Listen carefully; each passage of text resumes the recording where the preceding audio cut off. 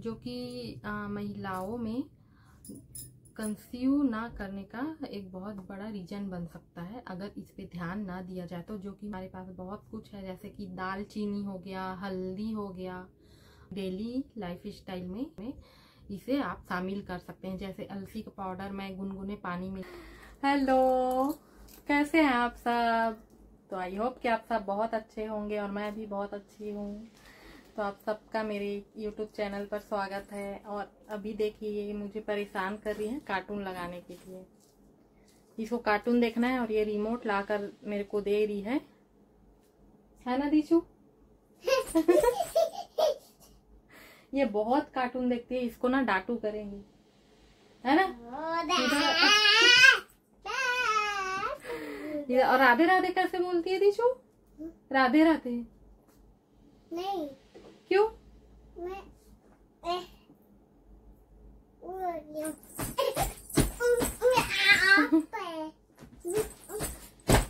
ऐसी कौन करता है?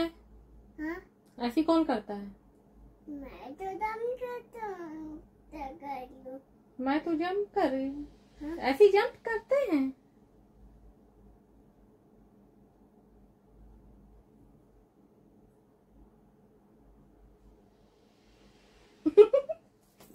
इधर देखो, इधर।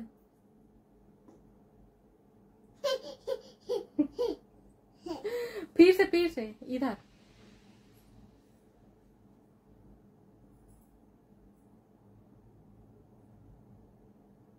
ऐसे।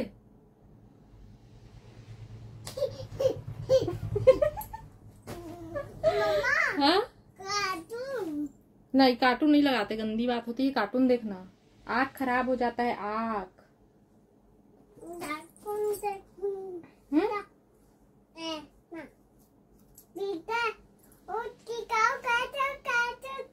अच्छा, हाँ तो राधे राधे बोलोगे ना तो लगाऊंगी कार्टून। चलो बोलो। ओम नमः शिवाय। ओम नमः शिवाय। क्यों?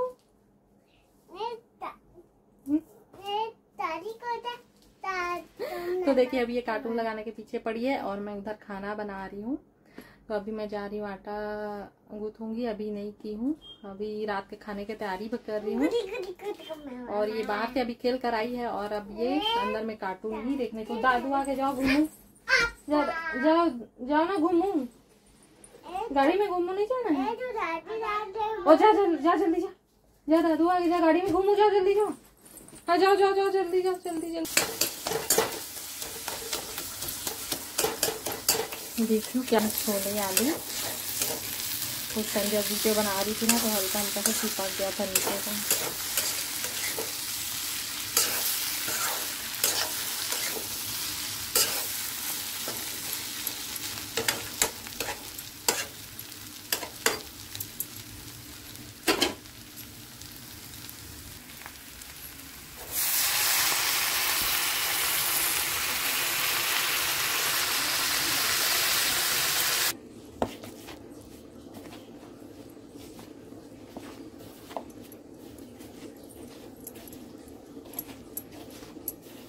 ओए क्या कर रही है बेटू?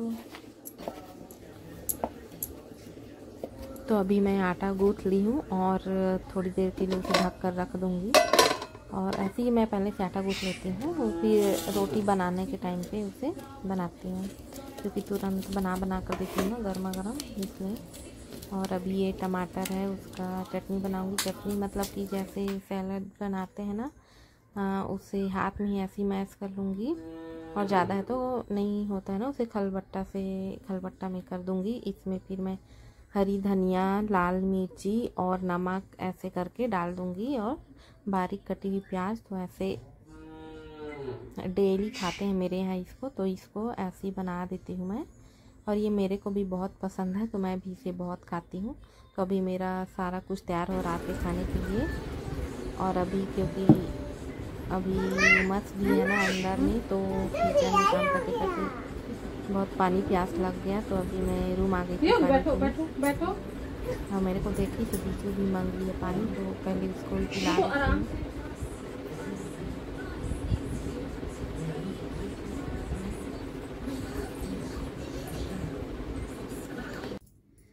हेलो एवरीवन, तो कैसे हैं आप सब। तो आप सबका मेरे यूट्यूब चैनल में फिर से स्वागत है और मैं हूं संजना साहू। तो उम्मीद करती हूं कि आप सब बहुत अच्छे होंगे और मैं भी भगवान की कृपा से बहुत अच्छी हूं। तो आज मैं फिर से लेकर आई हूं एक टॉपिक जो मैंने अपने पिछले वीडियो में शेयर किया था।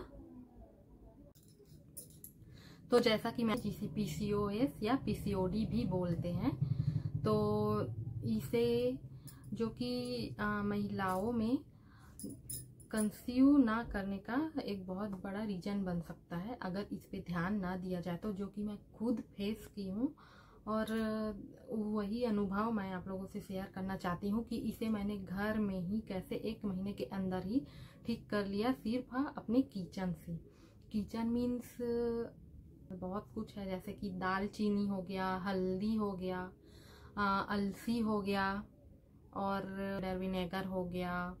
ये सब अपनी लाइफ स्टाइल में शामिल करना चाहिए। और चिया सीड्स हो गया, ये सब सिस्ट के लिए बहुत फ़ायदेमंद होता है और इसे यूज किया जा सकता है आप अपनी डेली लाइफ स्टाइल में या डेली जो भी खाना खाते हैं उसमें इसे आप शामिल कर सकते हैं। जैसे अलसी का पाउडर मैं गुनगुने पानी में लेती थी सुबह, और मैं अपनी डाइटिंग में लेती थी 2 रोटी, या तो नाश्ते में कुछ हल्का फुल्का खा लेती थी। और जैसे इडली हो गया, अपने लिए तो घर पे बना ही सकते हैं, सिंपल सा उपमा हो गया, ज़्यादा ऑयल नहीं। और नमक में मैं सेंधा नमक ही इस्तेमाल करती थी। मैं यही कोशिश करती थी कि नमक में सेंधा नमक ही खाऊं और तेल बहुत कम यूज करती थी। वैसे तो बोला जाता है कि ऑलिव ऑयल खाना चाहिए इसमें, लेकिन हर हमेशा ये मेरे पास नहीं रहता था, तो मैं तेल बहुत कम यूज करती थी अपने खाने पे। और लंच में मैं 2 रोटी लेती थी। रोटी उसमें मैं अगर आप हो सके तो, अगर आपके पास मल्टीग्रेन आटा नहीं है तो गेहूं के आटे में ही आप अलसी का पाउडर और ओट्स का पाउडर और चिया सीड्स और सेंधा नमक, इसे मिलाकर आटा गूंथ लीजिए। उसके बाद अपने लिए 2 रोटी बना लीजिए, उसमें आप खा सकते हैं। और सब्जी भी बहुत ज़्यादा मसालेदार या चटपटा सब्जी नहीं, सिंपल सही सब्जी, उसमें जितना सिंपल खा सकते हैं आप खाइए, क्योंकि इससे बहुत हेल्प मिलता है PCOD को या सिस्ट को ख़त्म करने में।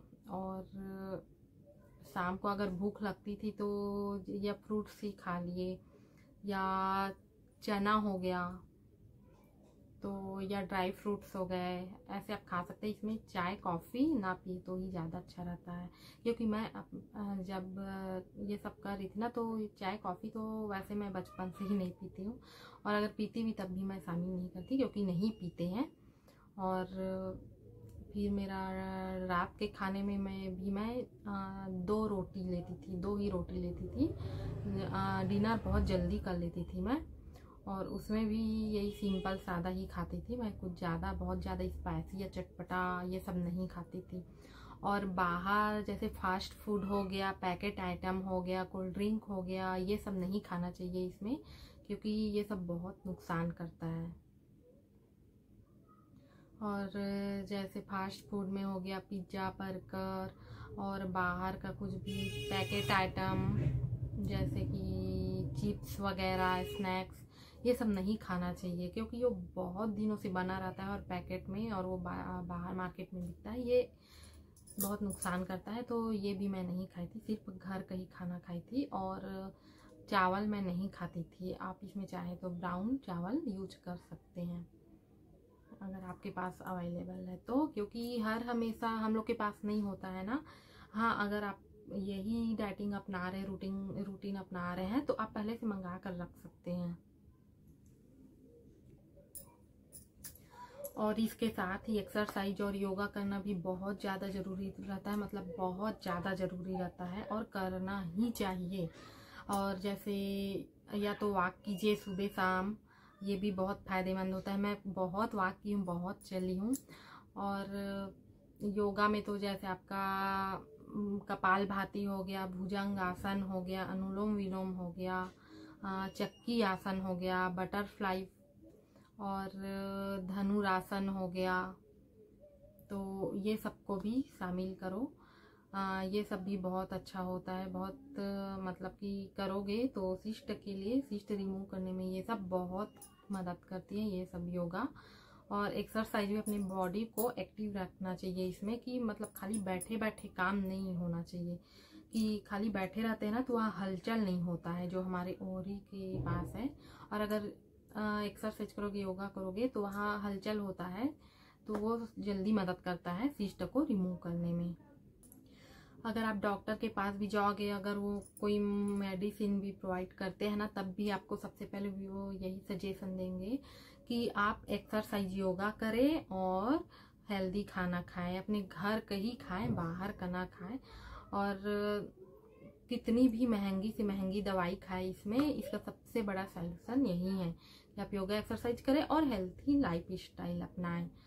क्योंकि बाहर का ना कितने दिनों से बना रहता है और बाहर का खाना ये सब बहुत ज़्यादा नुकसान करता है। और टाइम पे सोए, नींद पूरी होनी चाहिए, टाइम पे सोए, टाइम पे उठे।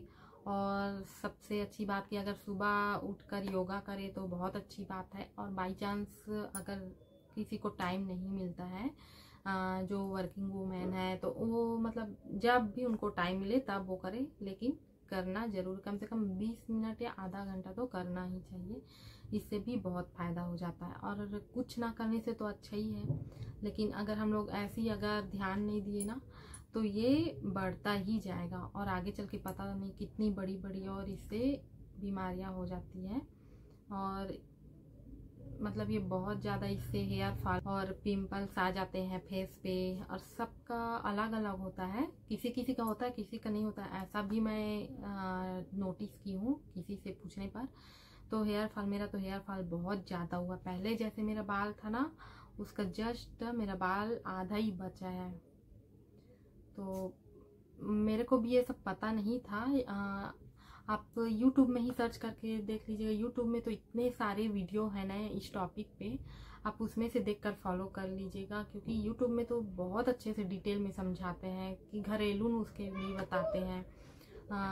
तो ये सब करना और घर में ही रहकर करना बहुत इजी होता है। बाहर जाने से तो अच्छा ही है, हम लोग घर में ही रहकर इसे ठीक कर सकते हैं बिना किसी ज़्यादा पैसे खर्च किए हुए। और ये आजकल की जो हमारी लाइफ स्टाइल है, वो तो मतलब कहीं घूमने जाओगे तो बाहर खाए बिना मन आता ही नहीं है। मतलब खुशी ही नहीं मिलती जब तक बाहर का नहीं खाएंगे, तब तक ऐसा लगता ही नहीं है कि हम लोग कहीं बाहर घूमने आए हैं। और अब क्या कर सकते हैं, कभी अगर ठीक होना है तो ये सब तो अवॉइड करना ही पड़ेगा। और ठीक होने के बाद कभी कभी आप ये सब कर सकते हैं, लेकिन अगर ये ठीक होने के बाद अगर ये लाइफ स्टाइल आप छोड़े ना तो फिर से वो आ जाती है, ऐसा है ये। तो ये रहने के लिए तो बहुत छोटा सा है, लेकिन ये बहुत हम महिलाओं के लिए ये आगे चलकर बहुत बड़ी प्रॉब्लम बन जाता है, खास करके माँ बनने में। क्योंकि इससे कंसीव नहीं हो पाता, ये बहुत मुश्किल होता है।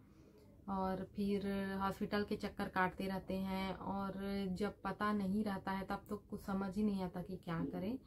और इसलिए अगर YouTube है तो मैं तो YouTube से तो मेरे को बहुत हेल्प मिला है। मैं तो इसमें ही देख कर बहुत कुछ इसके बारे में पता चला है, वरना मेरे को इसके बारे में कुछ भी नहीं पता था और टेंशन में भी रहती थी, पता नहीं क्या होगा। क्योंकि मेरे को तो आइडिया ही नहीं था कि इससे ये भी प्रॉब्लम हो सकती है। तो बस मैं यही बोलना चाह रही थी। और आप लोग भी अपना ध्यान रखिए। यदि आपको मेरा वीडियो अच्छा लगा होगा तो लाइक, शेयर और नए हैं तो सब्सक्राइब जरूर कीजिएगा।